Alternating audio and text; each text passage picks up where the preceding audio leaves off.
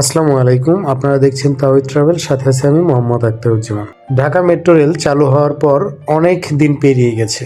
শুরুর সেই কৌতূহল আর উত্তেজনার সময়টা এখন বাস্তব অভিজ্ঞতায় রূপ নিয়েছে। আজকে এই ভিডিওতে আমরা কথা বলবো বর্তমান সময়ে ঢাকা মেট্রো রেল কেমন চলছে, মানুষ কিভাবে ব্যবহার করছে এবং এটি ঢাকার যাতায়াতে কতটা পরিবর্তন এনেছে।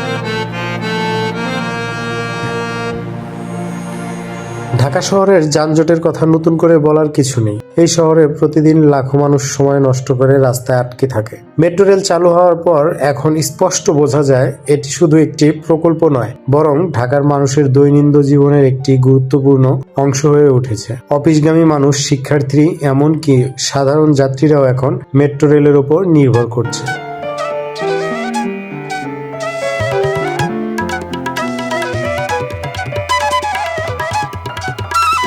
ঢাকা মেট্রো রেলের এই লাইনের নাম MRT লাইন 6। এটি উত্তরা থেকে মতিঝিল পর্যন্ত বিস্তৃত। মোট দৈর্ঘ্য প্রায় 20 কিলোমিটার। এই প্রকল্প বাস্তবায়নে জাপান সরকারের সহায়তা রয়েছে এবং পরিচালনার দায়িত্ব আছে DMTC।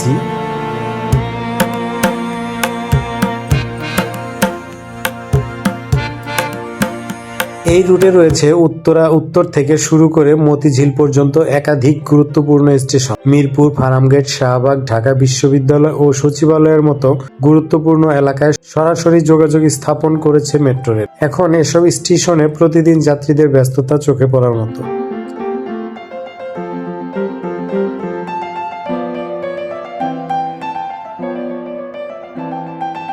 বর্তমানে মেট্রো রেল যাতায়াতের জন্য ব্যবহৃত হচ্ছে স্মার্ট টিকিট ও র্যাপিড পাস। টিকিট কাটার প্রক্রিয়া আগের তুলনায় অনেক সহজ হয়েছে। স্টেশনগুলো পরিষ্কার, শৃঙ্খলাবদ্ধ এবং নিরাপত্তা ব্যবস্থা সন্তুষ্টজনক। এটাই মেট্রো রেলের একটি বড় ইতিবাচক দিক।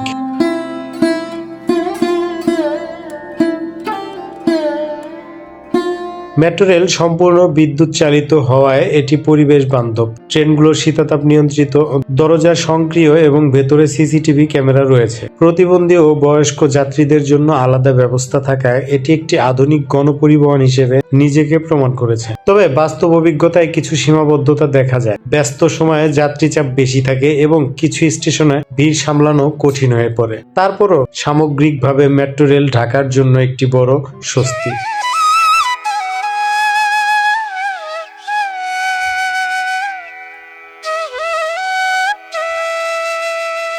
সব মিলিয়ে বলা যায় মেট্রো রেল চালু হওয়ার অনেকদিন পরও এর গুরুত্ব কমেনি, বরং সময়ের সাথে সাথে এর প্রয়োজনীয়তা আরো স্পষ্ট হচ্ছে। ঢাকা মেট্রো রেল আজ একটি আধুনিক, দ্রুত এবং নির্ভরযোগ্য পরিবহনের ব্যবস্থা। ভিডিও ভালো লাগলে লাইক দিন, কমেন্ট করুন এবং এমন আরো আপডেট ভিডিও পেতে চ্যানেলটি সাবস্ক্রাইব করুন। আর মেট্রো রেল সম্পর্কে কিছু জানার থাকলে বা মেট্রো রেল নিয়ে আপনার অভিজ্ঞতা কমেন্ট করে জানাতে পারেন। ধন্যবাদ।